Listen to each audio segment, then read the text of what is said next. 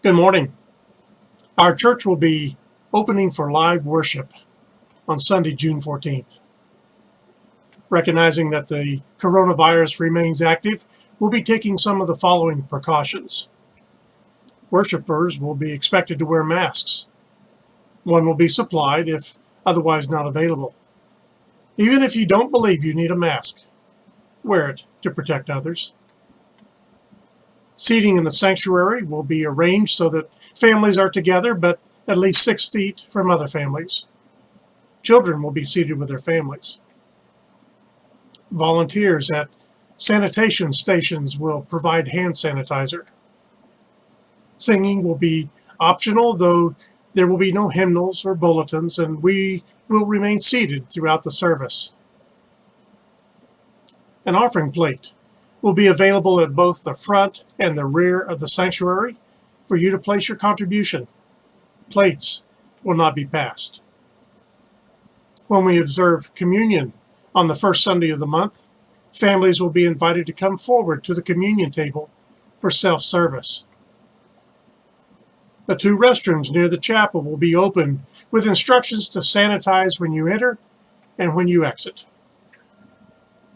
Worshipers will be asked to enter the building by way of the 9th Street door and exit via the Market Street doors. This will help both with our sanitizing plan and to maintain social distancing.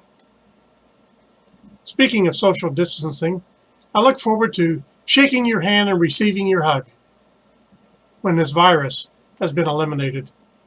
In the meantime, each of us will want to respect the 6-foot social distancing, as many in our church are counted among the at-risk population. Volunteers will disinfect the building immediately following each worship service. No one other than our own musicians should be in the sanctuary during the week, so you can be assured of a healthy environment when you arrive for worship.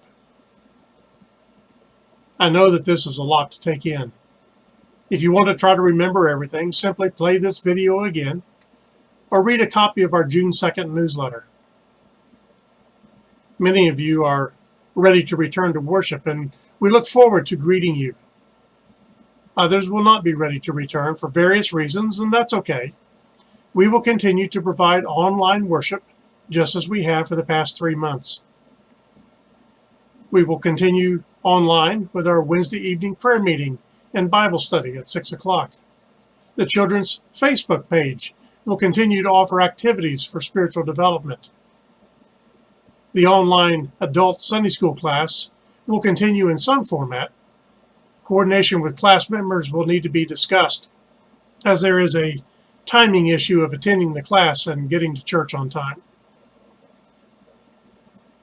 I want to thank you for the way you have conducted yourselves during this 3 months of separation. Thanks to each of you who learned to record yourself saying prayers and reading scriptures and providing a welcome to online worship. We quickly learned together how to lead worship in a digital age. And thank God for the technology that made this possible. Thanks to each of you who took advantage of the time off to work on projects at the church. Our buildings and grounds look as nice as they have at any point I remember over the last 2 decades. Thanks for your consistent contributions. The bills are paid, and we are even seeing a modest surplus. I want to thank the ministry board and others who searched for, purchased, and then donated scarce disinfectant supplies that will help us to be ready to open our building for worship. I also want to thank you for the way that you have reached out to one another, especially our most vulnerable, to make sure that each knew they were loved and cared for. Returning to live worship is a first step. We will adjust to the changes this virus has imposed upon us, and perhaps we will continue to realize that some of the changes will be best practices that we will want to continue when the threat is ended. With our return to church next week, I want you to know that I have mixed feelings. I'm excited about being with you again in the worship of God.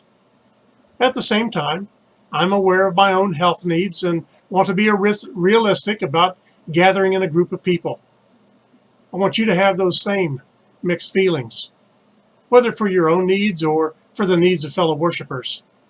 I'm optimistic, for I believe that the precautions that our church is taking, the social distancing guidelines, and the masks will make for a healthy worship experience. So, I encourage you to keep washing your hands, saying your prayers, for we'll be seeing one another soon.